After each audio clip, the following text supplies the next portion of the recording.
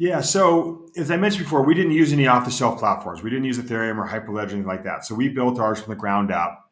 It's a modified proof of stake, so it is a private permission network because it has to be for HIPAA requirements Okay. and healthcare requirements. And and we've really just continued to evolve this over time. And so, And just real quick, when you say built from the ground up, you literally started with blank code, and you didn't fork another chain, so it's that is correct. entirely. Yep, that is correct. I would love put a note in. I'd love to talk about the dev team that did that later because that's amazing. So Perfect. keep Yeah. going. And if you want to get really crazy, I'll bring in our CTO Oh, who can take 100%. it I'll to a wait whole right here. nother level that I'm able to do it. Absolutely.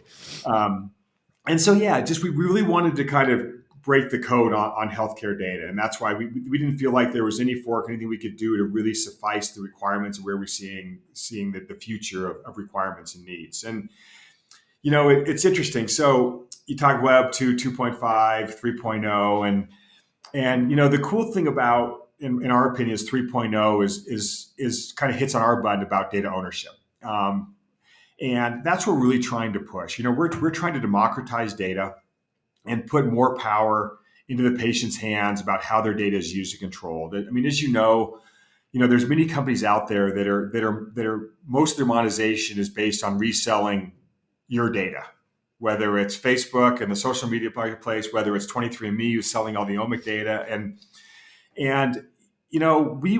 want to put the control back in the patient's hands. And so we're excited that kind of the evolution of Web3 is starting to facilitate and enable this in kind of a multi-longitudinal direction to really help push this. And one of the things that we designed in our platform is that specific aspect. And this is everything I've talked about is currently on our platform we're selling today.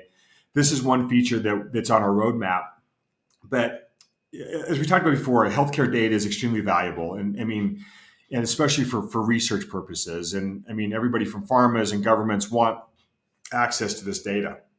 And so what we're able to do on our platform is open up. So let's say we have a client that's got 1 million patients on their platform, and they've got everything from omic data to clinical data to behavior, whatever the case may be.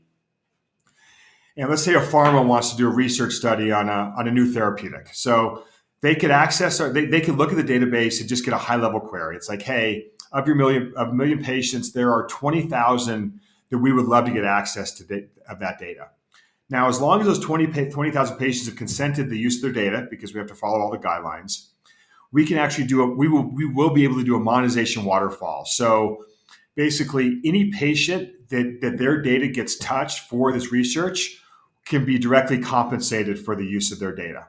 Whether it's fiat currency or cryptocurrency, we're still kind of working on, but we'll have different options around that. So, we want to shift shift that curve and allow. I mean, it's for patient. I mean, in the end, patients to own and control and monetize their own data. Now, we're not.